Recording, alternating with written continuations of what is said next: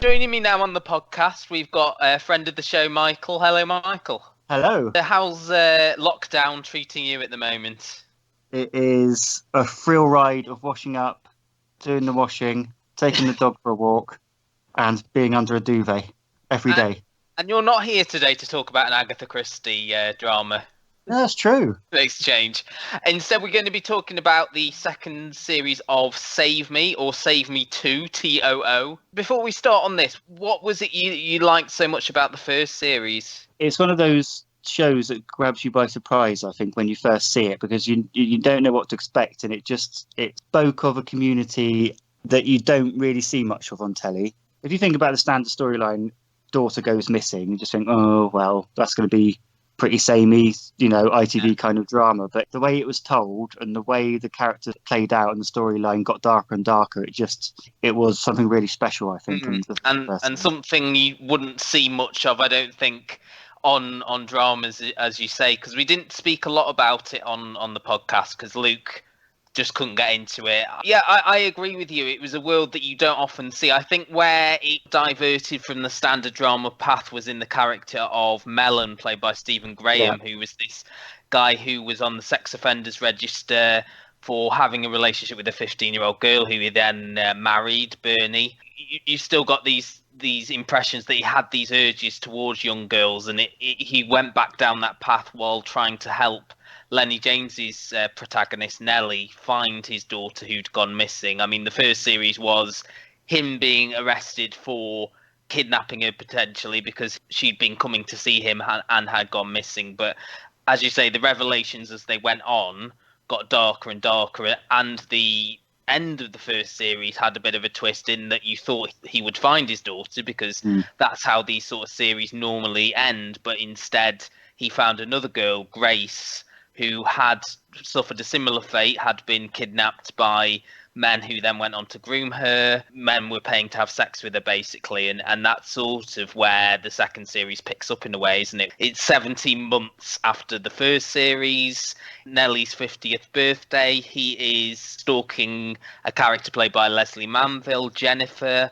who's the wife of Gideon Charles, a man who has been charged with being the ringleader of this grooming gang, would you say? Yes, yeah. Is put on trial. Gracie's reluctance to testify means that he's acquitted, and Nellie is desperate to find him so he can ask him about Jodie, if he knows where she is, and by it leads to the end of episode 1 where we find out that Gideon has been murdered, and that seems to be where the story's going. Now, Sky Atlantic and Now TV have made all the series available. I don't know, did they do that with the first series? Me and Luke were trying to remember about this, but we couldn't remember. I think they did, because I remember watching, whether I was maybe a week or two late for it, I don't know. I remember watching some in a row. And you've watched 2 so far, haven't you? Whereas I've managed to watch the whole series, but that's because I live on my own, don't have a dog or a 10-year-old or all the distractions that you have in your household. Where is it you've got to? Because I think episode 2 is mainly flashbacks, isn't it? So basically, and I still think the show maintains its quality of writing and performances. And once it got to the end of episode 1, I kind of liked where the story was going. And he still chased, the involvement of his life now to look after Grace and the murder of the gang leader and all that kind of thing. My problem was, it felt like episodes 1 and 2, because they've used flashbacks, episodes 1 and 2 were the wrong way round.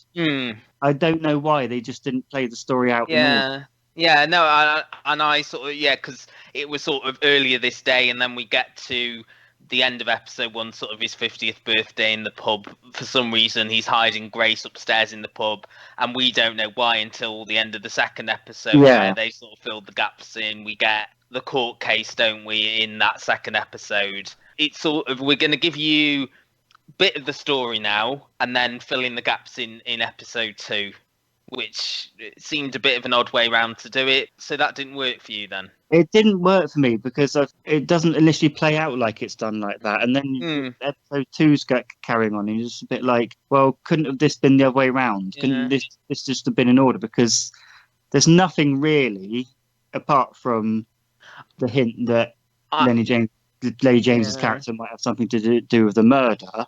There's nothing really that needs to be a hook.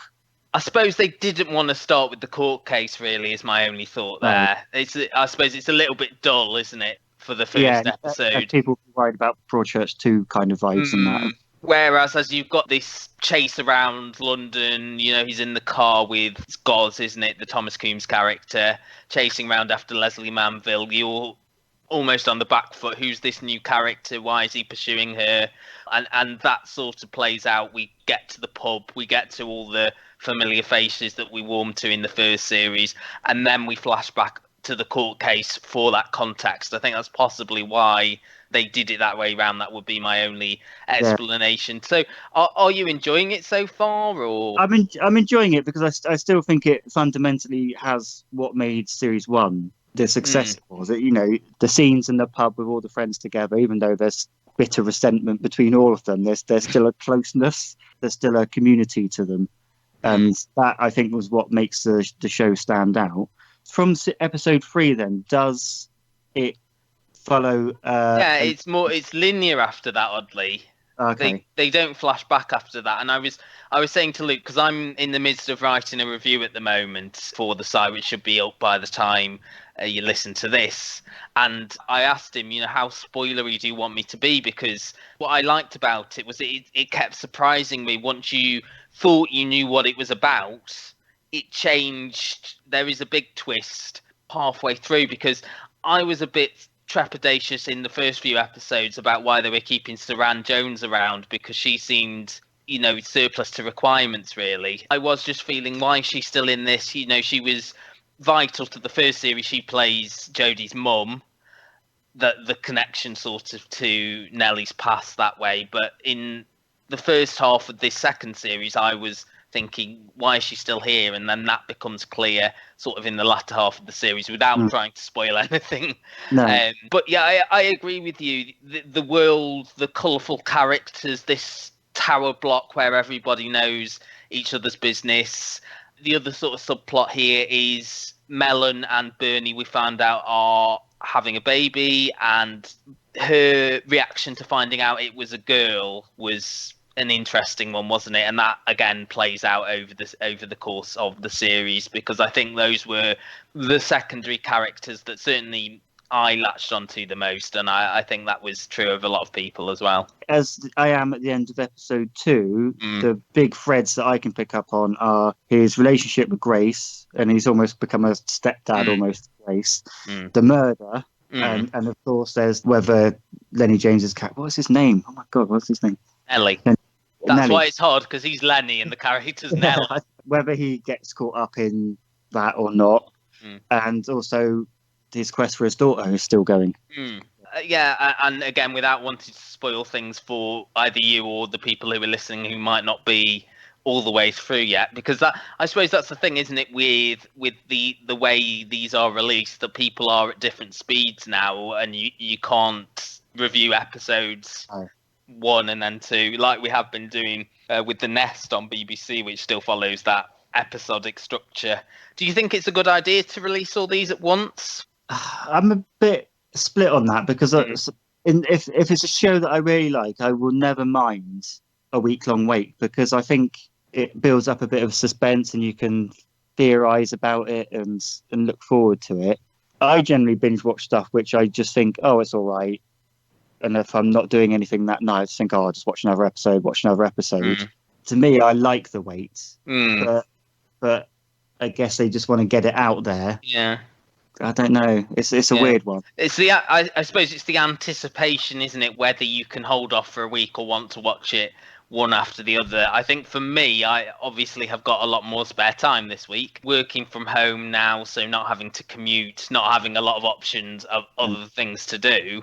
If I had, I think I might have left it at least a week. I did this over 2 days, and I'm not disappointing I did, but you've sort of got that feeling, haven't you, about what's next now? Yeah, it's like you've waited 2.5 years for it to come back, and then it's gone in a flash almost. Yeah. Well, I'm just wondering, if it comes back, you know the ending.